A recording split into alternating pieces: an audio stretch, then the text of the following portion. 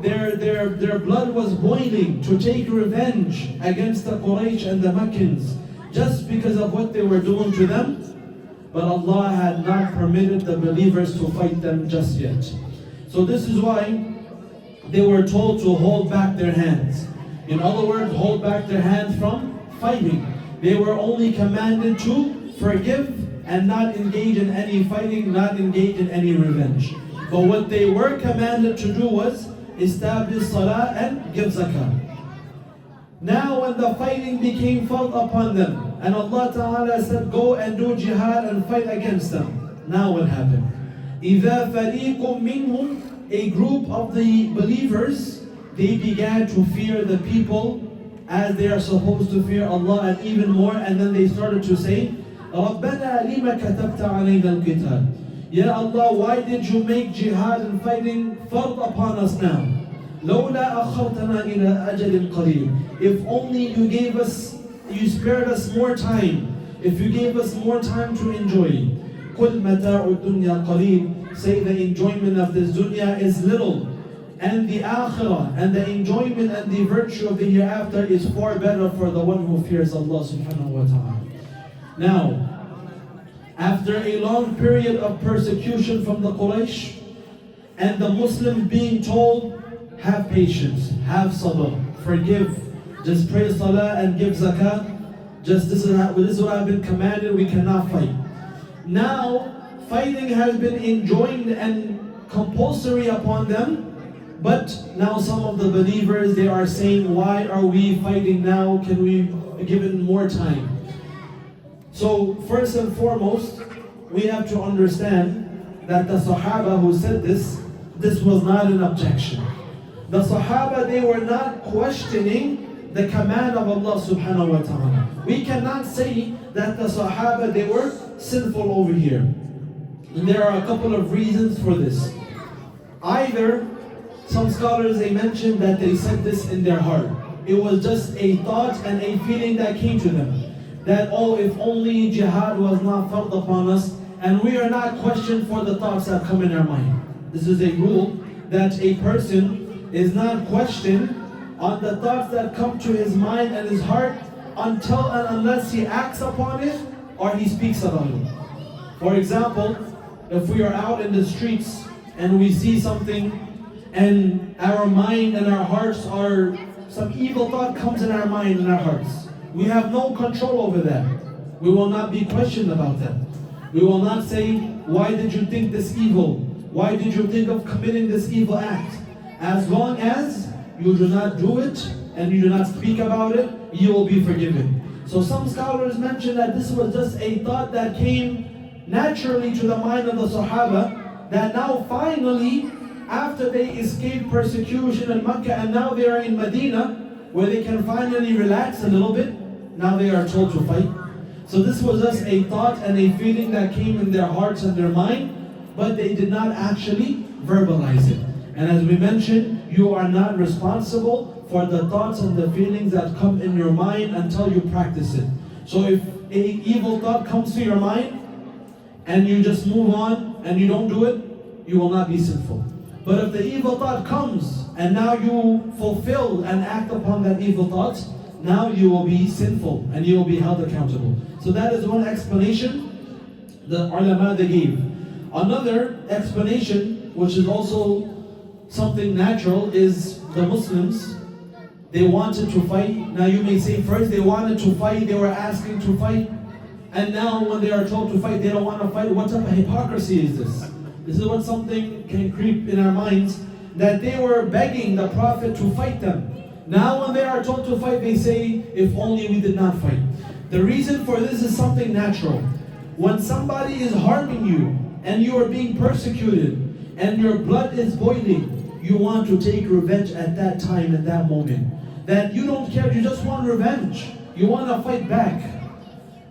But now the Muslims are in Medina, and they have escaped the torture and the oppression of the Quraysh. Now they are a little bit relaxed, so fighting is not in their mind.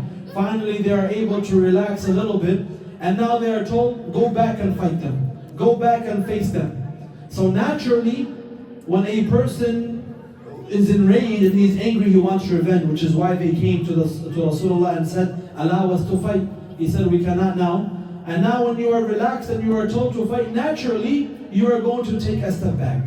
So whatever happened to them was something natural. We cannot say, why did they want to fight? Because they were enraged. They were in revenge mode. But now when they are a little bit relaxed and they are a little bit calm, and it was told to them to fight, now they had some natural feeling of stepping back and hesitating a little. But again, this was not an objection against the commandment of Allah. It was just a thought and a feeling and a natural feeling that came to the hearts of the Sahaba.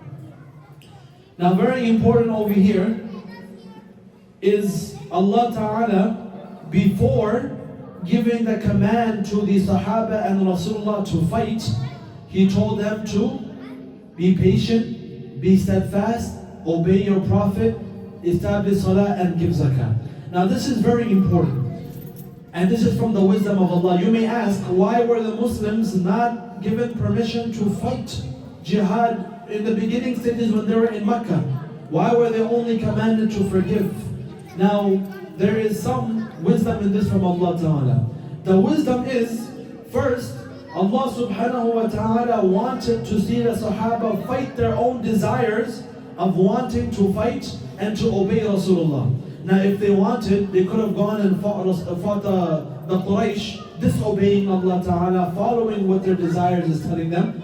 So first, Allah Ta'ala wanted to test their obedience to Rasulullah. Allah wanted to test their self-constraint and how they can control themselves. Because now, in the beginning, if they are told, go into the battlefield, and we don't know how they are they going to obey Rasulullah? If Rasulullah says, fight, go here, stand over there, are they going to listen? Are they going to follow their own desires or their own wants? Can they control themselves? So now after it has been realized that they obeyed Rasulullah, they controlled what they wanted to do, they controlled their feelings, they endured and they had physical loss, right? They were being oppressed and persecuted. So they already experienced some physical harm. And of course, they face financial harm as well. And what is jihad? When you go to jihad, you're fighting with your wealth and you are fighting with your blood. So the Muslims, for a number of years, they were able to go through physical harm and financial harm, which is what jihad is about. You're going to leave your wealth and you're throwing yourself in a battlefield. So the Muslims, they already had experience with physical harm and with financial harm. So now when they are told to perform jihad, it is easy for them. Imagine a person, he never went through any physical harm and he never went through any financial harm, and you tell him, go jihad. Leave your wealth, when he never felt an ounce of pain on his body. Compared to a person who lived many years in pain and suffering, who lived a life of no finance and he was financially suffering, and you tell him to go to jihad. For who is it easier? It is easier for the second person, which is why before giving the command, Allah prepared the Sahaba. And this is from the wisdom of Allah Subhanahu wa Ta'ala. Also, something very important is Allah Ta'ala commanded the Sahaba to pray Salah and establish Zakah and then go fight. What do we learn? Something very important. From this we learn self-correction before collective correction. That first you have to correct yourself before you can correct others. Self-correction before collective reformation. Sometimes we say, why are these people like this? Why is there no change? Why can't the people not come together? Why can't the different countries and the Muslims get together? We are not correcting ourselves first. Our small communities we are fighting. How can we expect to be better in the larger picture? So very important is self-correction. First you fix yourself, then you fix others. First you fix yourself, then you go do da'wah. First you fix yourself, then you go perform jihad. So Allah Ta'ala was teaching the Sahaba, pray Salah, give Zakah, which is what? You're reforming your soul, you're reforming yourself, you're fixing yourself. Then go and fight others, go do da'wah. So self information, before you point your fingers at anybody else, before you want the community and the entire Muslim Ummah to become better and on the same page and on unity, first you have to fix yourself. And Allah Ta'ala mentions in the Quran, إِنَّ اللَّهَ لَا يُغَيِّرُ مَا بِقَوْمٍ حَتَّى يُغَيِّرُوا مَا بِأَنفُسِهِمْ. إِنَّ اللَّهَ لَا يُغَيِّرُ مَا بِقَوْمٍ. Allah Ta'ala will not change an entire qawm and nation and people حَتَّى يُغَيِّرُوا مَا بِأَنفُسِهِمْ, until you change yourself. Until you bring deen in your life, until you bring unity in your life, until you bring salah in your life, until the entire community is basing their affairs upon the Quran and the Sunnah, until the entire community is coming to the masjid, praying salah, praying fajr, the masjid is being filled, then we will see the change in the community and in the ummah at large. If ourselves and our small communities, we are suffering with our self-correction, then we cannot find any success collectively. And as a ummah, first start by fixing yourself, and then we can move on to fixing others as well. And this is needed for political and collective correction. To change anything, you need to change yourself, fix yourself, and then we can move on to others. That is what Allah was trying to instill in the Sahaba. So a lot of wisdom and lessons in this ayah. And then Allah Ta'ala says that the dunya is far less compared to the hereafter. And there are a few reasons why the akhirah is better than this dunya. Number one, the blessings of this dunya is very few in number compared to the blessings of the hereafter. The blessings of the hereafter are far more in number, in quantity and in quality, compared to the quality and the quantity of this dunya. So of course the hereafter is better. Number two, the blessings of this dunya and the reward of this dunya will be destroyed and diminished. You will lose them. Some ni'mas you will lose. Some blessings and rewards you will lose. But in the hereafter, your blessings and your ni'mas, and they are permanent. You will have them forever. Number three, the blessings in this dunya are coming with difficulty. You have wealth, you're going to have a lot of difficulty from people.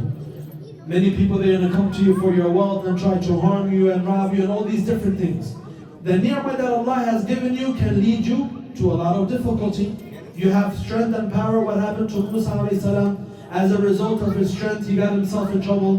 What happened to Yusuf alayhi salam? He had beauty, but his beauty came with a price.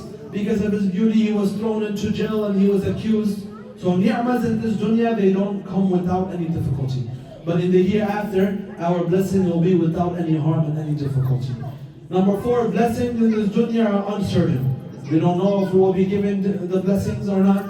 But in the hereafter, the reward and the blessings and the virtues are certain 100%. So do not give up your dunya for the hereafter. Rather invest and give your importance to the hereafter compared to this dunya. وَالْآخِرَةُ خَيْرٌ لِمَنِ اتَّقَى. The hereafter is better for those who fear Allah. وَلَا تُظْلَمُونَ فَتِيلًا. And you will not be wrong even to the amount of a date pit.